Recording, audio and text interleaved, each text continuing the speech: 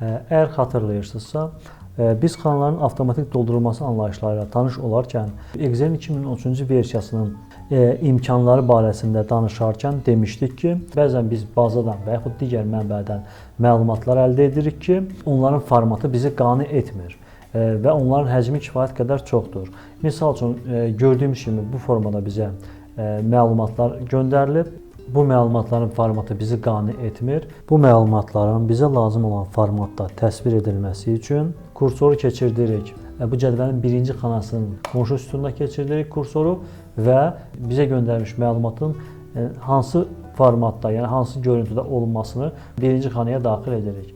Daha sonra bu məlumatları sütun boyunca kopyalayırıq. Avtomatik doldurma parametrləri siyahısını açırıq və buradan mqnavenное заполнение, yəni ani doldurulma variantını seçirik.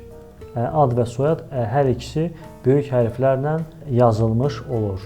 Bizə lazım olan formata çevrilir. Excel bizim daxil etdiyimiz nümunəni qəbul edir, qonşu sütunu analiz edir və bizim daxil etdiyimiz nümunəyə əsasən qonşu sütuna kopyalayır.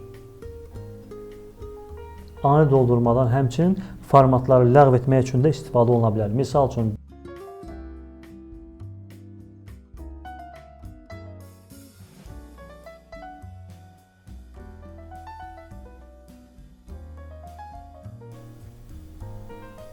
kanala abunə olmağı, videonu layıqlamağı unutmayın. Sağ olun.